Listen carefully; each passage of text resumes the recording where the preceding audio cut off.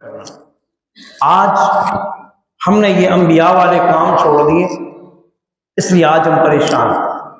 آج لوگ بھٹکے ہوئے ہیں، ان بھٹکے ہوئے انسانوں کو سمجھانا ہر انسان کی ذمہ داری۔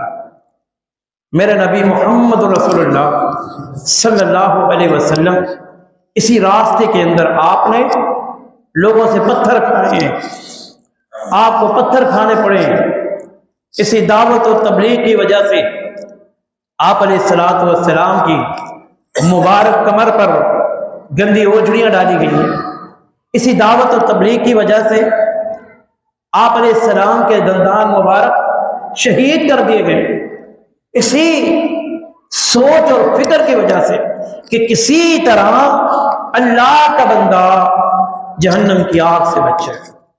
یا ایھا الذین آمنوا قوا انفسکم واہلیکم نارا، اللہ فرماتا ہے اے ایمان والوں، اپنے آپ کو اپنے گھر والوں کو جہنم کی آگ سے بچا لیجیے۔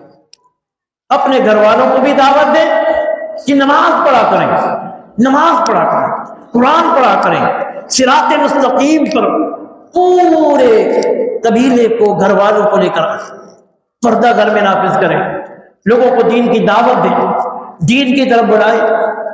یہ کام ہے ہمارا، ہر انسان کی ذمہ داری ہے۔ یہ صرف علماء کی ذمہ داری نہیں ہے کہ یہ کام صرف علماء کریں گے، ہر امتی کی ذمہ داری ہے کہ وہ لوگوں کو دعوت دے، لوگوں کو دین کی طرف بلائے، لوگوں کو برائیوں سے منع کرے، اچھائی کا حکم دے۔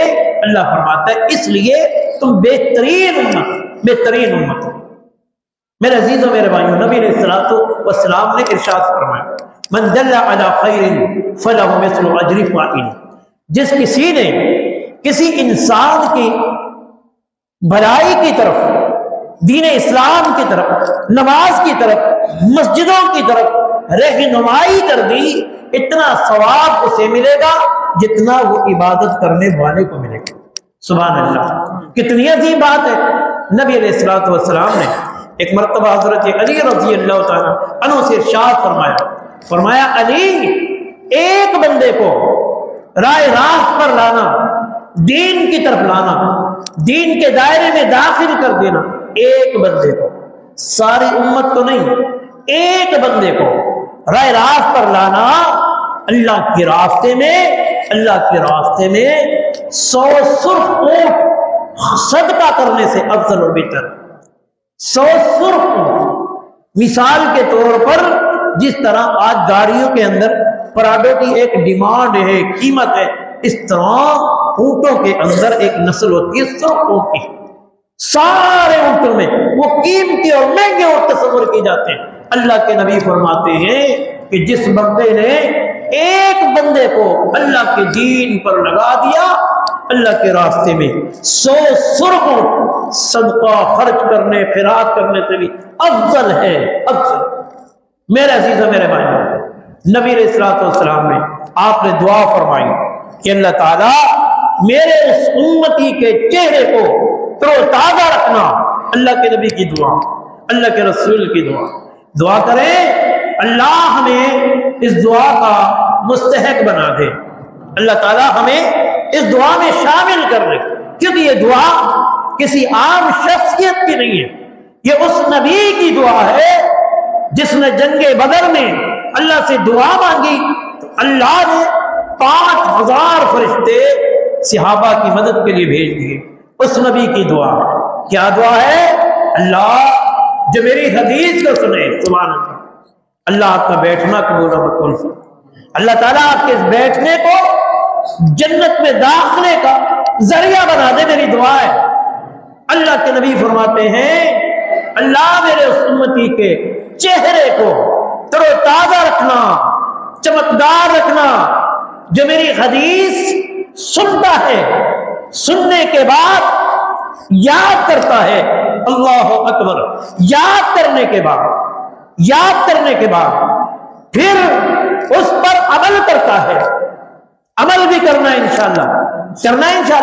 الحمدللہ ہم نے چند ساتھیوں نے یہ دعوت و تبلیغ کا ایک سلسلہ شروع کیا ہے۔ انشاءاللہ ہر اتوار کو 5 بجے انشاءاللہ ہم ساتھیوں کے پاس جایا کریں گے، ان کو دعوت، ان کو تبلیغ کرنی ہے انشاءاللہ، کرنی ہے انشاءاللہ، ساتھ دو گے نا انشاءاللہ۔ اور ہر مہینے کے آخر میں ایک انشاءاللہ ہم نے بڑا درس قرآن پروگرام ترتیب دینا ہے، ساتھ دو گے انشاءاللہ۔ اللہ کے نبی فرماتے ہیں اس نے حدیث کو یاد کیا، یاد کرنے کے بعد پھر اس پر عمل کیا، عمل کرنے کے بعد پھر میری حدیث کو آگے پہنچایا، لوگوں تک پہنچایا۔ وہی دعوت و تبلیغ والا کام، دعوت دینی ہے انشاءاللہ۔ آج ہماری مسجدیں ویران اور آپ کے اڑوس پڑوس میں نمازی، وجہ کیا ہے؟ ہم نے وہ کام چھوڑ دیے، وہ دعوت و تبلیغ والا وہ کام چھوڑ دیے۔ انشاءاللہ آپ بھی کہہ دیں انشاءاللہ ایک وقت آئے گا، آج ہم تھوڑے ہیں اس میدان میں نکلیں، انشاءاللہ ایک وقت آئے گا یہ مسجد اللہ کی رحمت سے پوری کی پوری بھری ہوگی انشاءاللہ۔ فرمایا اللہ کے نبی نے پھر میری حدیث کو سننے کے بعد یاد کرتا ہے، یاد کرنے کے بعد عمل کرتا ہے، عمل کرنے کے بعد آگے تک لوگوں تک پہنچا دیتا ہے۔ اللہ کے نبی دعا کرتے ہیں اللہ میرے اس امتی کے چہرے کو تر و تازہ رکھنا۔ اللہ سے دعا ہے اللہ ہمارے سلسلے میں رحمتیں اور برکتیں نازل فرما دے، اور اللہ ہمارے اس کام کو جاری و ساری رکھے۔ دعا کریں اللہ مرتے دم تک ہمیں دعوت کے میدانوں میں قائم و دائم رکھے۔ وآخر دعوانا ان الحمدللہ۔